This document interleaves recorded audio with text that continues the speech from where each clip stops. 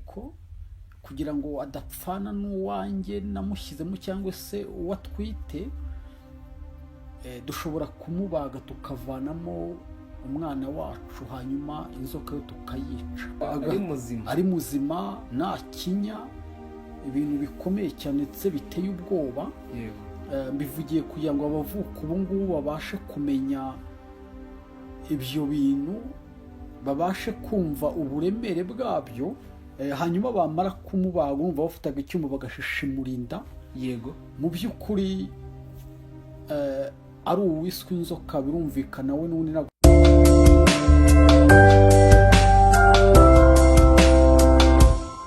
Special TV Show. Ibihe byiza ku bakunzi ba Special TV Show ndetse na Eric cyangwa se YC umuhanzi wacu. Uyu munsi turi 25 aho tugiye kuganira n'undi ku byakomeje cyangwa se uko 94 byari byifashe. Ubushize twe twacumbikiyeho tuzababwira ko jenoside yateguwe ndetse igashyirwa mu bikorwa n'uburyo yahagaritswe n'ingabo za RPF Inkotanyi. TYC turagusuje cyane. Kaze kuri Special TV Show ndetse no kuri channel yawe TYC. Izere ko umeze neza. Yego. Ndikubona ubushize waje baye nk'abarokore. Ijambo nk'abarokore ariko ubu ngubu ndikubona rwose umeze neza. CEO Chanette dufime n'isaha. Yego birahenze. Ibyo reka tubitubetse, reka tubanze twibaze noneho uko ibintu bimeze, bansuhuze n'abantu, usuhuza abakunzi bawe. Hasigaye twinjire uko jenoside wenda yateguwe mu ncamake nabwo n'uburyo yahagaritswe n'uburyo aka kanya ibintu muri kubona cyangwa se turi kubona nk'urubyiruko bimeze mu gihugu cyacu bitandukanye n'ibyo abatubanjije cyangwa se ababyeyi bacu banyuzemo. Rero bivuze ngo tugomba kugira uruhare mu kubaka igihugu cyacu, sibyo? Nk'urubyiruko cyangwa se n'ababyeyi muri rusange nabo bagomba kubijyamo, ntago ari urubyiruko gusa. Ntibakabivuge ngo bishyire ku rubyiruko gusa, n'ababyeyi bacu muri rusange, ndetse tugahaguruka tukavugira igihugu cyacu kuri bano banyamahanga baba bashaka kugira ute kubeshya ibintu ko bene twe ngo tutavuga. Natwe platform turazifite. Yego cyose uhawe ikaze. Murakoze cyane. Ni iby'igiciro kuba mwongeye kunyakira kandi nshuhuje abadukurikiye bari impande n'impande ndetse navuga ngo ku isi yose, kuko dukurikiranwa n'abantu benshi batuye isi. Nk'uko rero ubushize twabivuze ndetse akari nabyo dusa nkaho tugarutseho, iyi ni imyaka 31 ishize twibuka jenoside yakorewe abatutsi. Yego. Bifite icyo bivuze, bifite ubusobanuro ndetse n'urugendo rurerure. Abatutsi cyangwa se inzirakarengane zahuye urugendo zahuye narwo. Yego, rutoroshye, rw'amarira, rw'agahinda, aho umuntu ataragifite nayo kurira, kuko buriya uvuga batarabona aho bigeraho umuntu atamba undi. Byabaye rero ibintu bibi, kuko harimo ibintu birenze urukozasoni, iyicarubozo, ndetse umunyarwanda wese aba akwiye no kumva, n'uvuka ubu ngubu akabimenya, kugira ngo atazashyirwamo politike mbi yo kumwangisha igihugu, yo kumushishikariza ibyo turi kurwanya, kuko atazi ukuntu byagenze. Kuko bimwe muri ibyo ngibyo mvuze biteye ubwoba, iyicarubozo ryagiye riba. Urabona hagiye habaho nk'ibintu ugasanga wenda nk'umututsikazi yashatse umugabo w'umuhutu. Yego. Ugasanga rero jenoside yabaye amutwitiye. Yego. Umugabo akibwira atari ko uyu mututsi ni inzoka, ese sibyo bitwaga inzoka.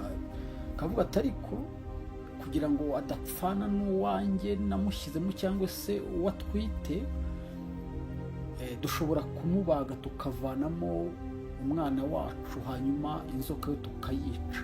Icyo gihe byakorwaga umwana atarageza igihe cy'amezi 9 yo kuvuka, atarageza igihe cyo kuvuka. Gusa uwo mwana akavuka ari muzima, urumva yaba ari muzima, nawe bigitangaza rwose. Iyo bashobora ndi kwibaza kuko urumva uwabikoraga we yabaga agamije ko adapfana n'umwana we cyangwa se umwana wanjye. Urumva umugabo, urumva nyine yaramukuragamo ari muzima. Urumva umugabo ni umuhutu, yego, nera hamwe, noneho wari umufasha we ni umututsi, ari we witwaga ko ari inzoka. Yego, ubwo rero urumva ntabwo kwabaga ari ukumufata amaguru amaboko agafata icyuma ari muzima nta kinya, ibintu bikomeye cyane ndetse biteye ubwoba. Bivugiye kugira ngo abavuka ubu ngubu babashe kumenya ibyo bintu, babashe kumva uburemere bwabyo, hanyuma bamara kumubaga bumva bafataga icyuma bagashishimura inda. Yego, mu by'ukuri ari uwiswe inzoka, birumvikana we n'ubundi ntabwo bashaka kwabaho, we n'uwo gupfa agomba kwicwa. Ariko n'umwana bashakaga kurengera mu by'ukuri ntabwo ashobora kubaho, ntabwo abayeho, bikarangira umubyeyi apfuye n'umwana apfuye. Ikindi bagafata ibintu biteye isoni. Niyo mpamvu yo ndi kumva abantu bamwe na bamwe baba bavuga ubusa bari hanze, usanga baba bari gupfobya jenoside. Umunyarwanda wese ufite ubwenge arababara. Yego, ugasanga bafashe nk'umubyeyi, bamufashe ku ngufu, baramusambanyije, barangiza bakafata ibiti, ibyo bita umugano, urabizi? Umugano ndabizi. Bagafata umugano bakawuzamura, navuga ngo muri nyababyeyi, bakawuhingutsa mu mutwe, hanyuma bakamumanika hariya, bakamubamba inkongoro, ibyo bisiga n'ibiki byose, n'imbwa zabo zikidagadura ku mibiri y'abo bacu bishwe urubozo, ndetse binarenze urubozo nuko unatabona inyito abiha. Yego, birenze urubozo. Hanyuma ugasanga rero uwo muntu aracyari aho, ari hanze yo ngiyo, ari kwidegembya, afite ababwira bakunda kubeshywa, akababeshya, ndetse bamwe bakirengagiza ukuri kuko byabaga bareba ari abo Babirigi n'abandi bose. Ngira ngo mbabwire ko interahamwe nyinshi buriya ziba mu Bubirigi. Yego, izindi zikaba muri Kongo no mu bindi bihugu bitandukanye. Niho usanga izo nkoramahano zihishe, zishyigikiwe, ndetse batanatinya kuvuga ko bakeneye kubyongera. Niyo mpamvu umunyarwanda wese ukunda igihugu, ukunda u Rwanda, yaba umuto, yaba uzapfa ejo, ndetse yaba n'ugomba gupfa mu masaha 3 ari imbere, agomba kugira umutima ukunda igihugu, ukunda u Rwanda, ndetse ukunda ingabo zabohoye u Rwanda. Yego, iyo tugeze aho ngaho rero ku ngabo zabohoye u Rwanda, tutararenga aho ngaho, wenda wowe ubushize watubwiye ko hari ibyo wenda jenoside iba 19 wari uriho. Ariko nari muto cyane. Yego, ufite imyaka ingahe? Ibyo byose bishobora kuba narindi mu myaka 2 cyangwa 3. Yego, nari muto. Ntabwo wakibuka ibintu byinshi. Oya, nabyo. Ariko kandi buriya nk'umuntu uba waraganiriye. Yego, waraganiriye n'abakuru, urumva ntabwo namenya iyicarubozo ryafatwaga ko byakorerwaga abo babyeyi naraganiriye. Ntabwo nshobora kumenya ko umwana w'imyaka 10 n'ingahe yafataga umuntu w'imyaka 30 cyangwa se urenze akamushigikana nta kindi kintu ari bukora atari bunamurwanye yego ahagarikiwe. Urumva naraganiriye ndetse nkenera kumenya ibyo bintu byagenze bite, byakozwe gute. Tukiri ku mugambi wa jenoside, yego sinzi wenda ababindusha bafasha, ariko impungenge aka kanya ngiye mfite ndetse n'umuntu wese akwiye kugira, buriya ikintu gikomeye hari ugukora jenoside abishe abatutsi, yego, ariko hari ikiri hejuru y'uwakoze jenoside. yego, aho hantu sinzi abantu ntibajye bakunda kuhasobanukirwa. Nari mvuze ngo hari abakoze jenoside, ariko hari ikintu kiri hejuru y'uwakoze jenoside.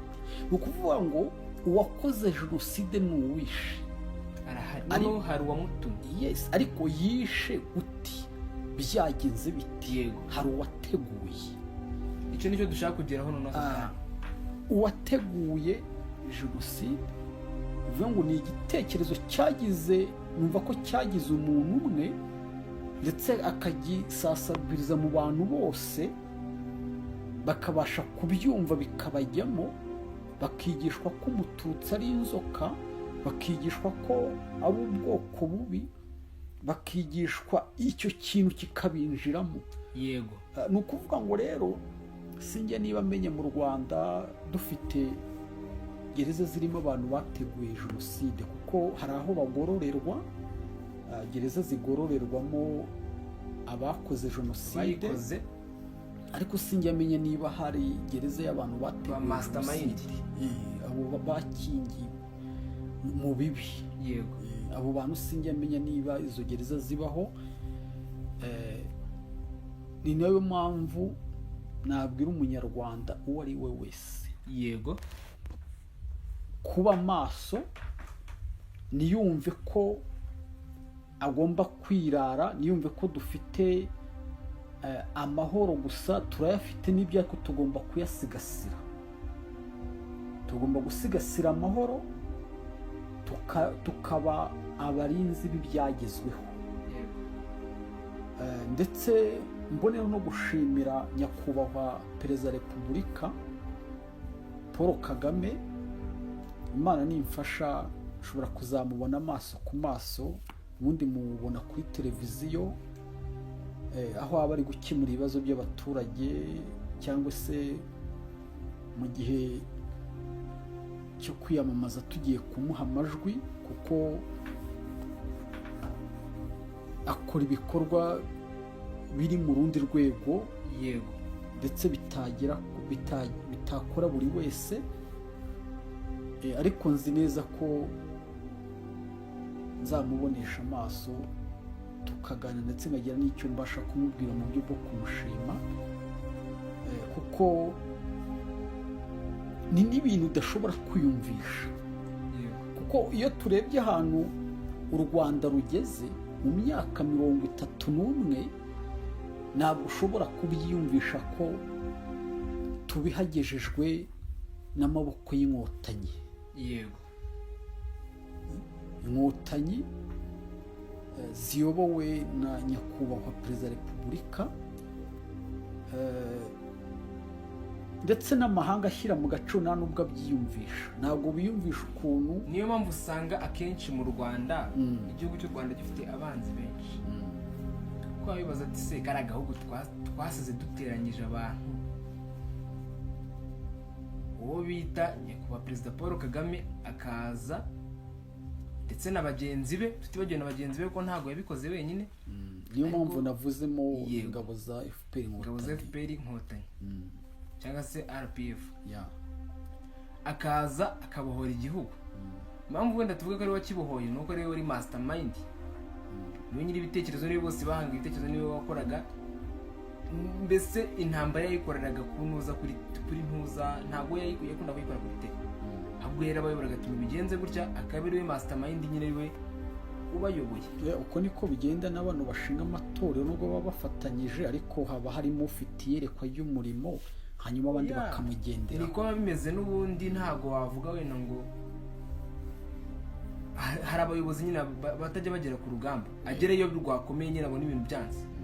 Kunenya kwa Perezida Paul Kagame ndakeka yarahageze, ariko mbere na mbere yabanje kugira ute kubafasha kuri telefone, yego kuri za ordinateur arabafasha, agenda ababwira uburyo ki ibintu babikoramo, kandi kuko bagera ku ntsinzi, kuko urumva dufite umuperezida w'umuhanga cyane rwose. Rero urumva iyo abazungu cyane cyane reka tuba aribo dutunga intoki, barebye wenda ibikorwa twagezeho nk'igihugu cy'u Rwanda, bakareba amasitade turi kubaka, bakareba ibiki, kandi adafatira cyane ku nkunga bamuha, bamubwira turaguha ibihano, akavuga ati oke nta kibazo, niba mubona ariko ari byo bikwiye, muri kuturenganya nk'igihugu cy'u Rwanda agahugu gatoya muvuga ngo kazengereje Kongo, kandi Kongo ari iri gufata abaturage bayo bamarira ku icumu, bahora ko ari abanyarwanda, ngo bavuge ikinyarwanda, ururimi rw'ikinyarwanda, si n'abanyarwanda ndetse nuko bavuga ururimi rw'ikinyarwanda gusa, kandi no mu Burundi ndakeka ari abaturage bavuga ururimi rw'ikinyarwanda kandi b'abarundi. Erega kukivuga bari ku butaka bwahoze ari ubw'u Rwanda, niyo mpamvu tugiye kugendera mu mateka cyane, tugiye kwinjira mu mateka cyangwa muri history, turasanga neza hariya M23 cyangwa se M23 turi kugenda ifata n'ubundi ni handi hahoze ari ubutaka bw'u Rwanda, bo bagiye no bagakata ababirigi bakagaba, ko ababirigi niko gahugu gato nako kura mu garyo bikuye mugabane, ntabwo byanga ibyo byose mugabane ubirigi buriho, niko gahugu gatoya. Baba bagiye gukata, bafata abaturage b'igihugu cy'u Rwanda, nko ushobora gufata wenda abaturage b'Urusizi, urabizi ko hari ukuntu babihariye mu mvugo, sibyo? Yego. Ugahita bavuga ati abaturage b'Urusizi tubomeka kuri Kongo, noneho ejo ukazaza ukavuga ngo abaturage b'Urusizi bamwe bari bifitiye amasambu, bari bifitiye amazu, bari bafite amamodoka, imitungo n'ibiki n'imirimo barahinze, ati nimugende mujye mu Rwanda. Ese abaturage bazajya?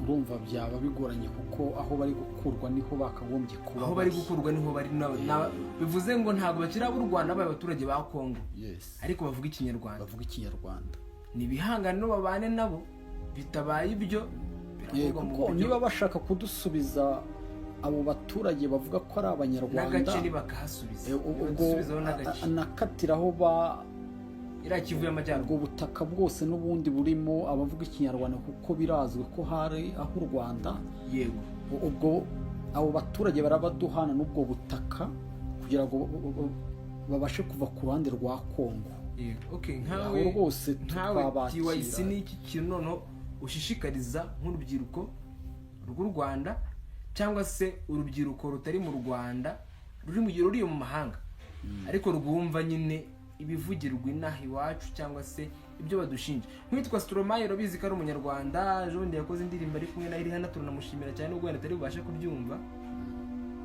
yakoze indirimbo ari kuvuga ati muhagarike guhana igihugu cy'u Rwanda, nawe ni igihugu avukamo. Rero ndatekereza cyangwa nkumva ko n'urubyiruko rw'igihugu cyacu ruri hanze, cyangwa se bakuriye mu mahanga, bagomba kugenda bavugira igihugu cyabo, kuko ndakeka hari abahari bari muri guverinoma, hari baratinya iki, wa mugani, baratinya iki kuvuga kuri icyo. Yego, yaba uretse n'urubyiruko umunyarwanda uwo ari we wese, cyangwa se ukunda, twe wenda kandi turabwira urubyiruko ko umuntu mukuru ntabwo wajya kumugira inama we mufata murusha ubwenge, ahubwo reka twe tubwire urungano, kuko urubyiruko ni rwinshi, urubyiruko ni twe ejo hazaza, cyangwa se nitwe imbaraga z'igihugu cyacu. Abo rero bagenzi bacu, yego, ni ukuvuga ngo niyo mpamvu haje ikoranabuhanga ku mashusho media, yego, ku mbuga nkoranyambaga zitandukanye, n'ubundi niho hanyuzwa ibisenya igihugu cyacu cy'u Rwanda, ni naho tugomba kunyuza ibyubaka igihugu cyacu cy'u Rwanda. mpamagarire rero buri rubyiruko rwose, yaba ari abari mu Rwanda, yaba ari abari mu bihugu bitandukanye, yego, za Australia n'ahandi hatandukanye, dukwiye kugira uruhare mu kubaka u Rwanda, twamagana, tuvuguruza ibibi, izo nkoramahano, izo nkoramaraso z'abacu ziba ziri kuvuga. yego, abo bavuga igihugu cyacu nabi, bagatuka umubyeyi wacu nabi, ndetse nabo bafatanyije kubohora u Rwanda, natwe twandike tuvuguruza n'amakomenti turwanya imvugo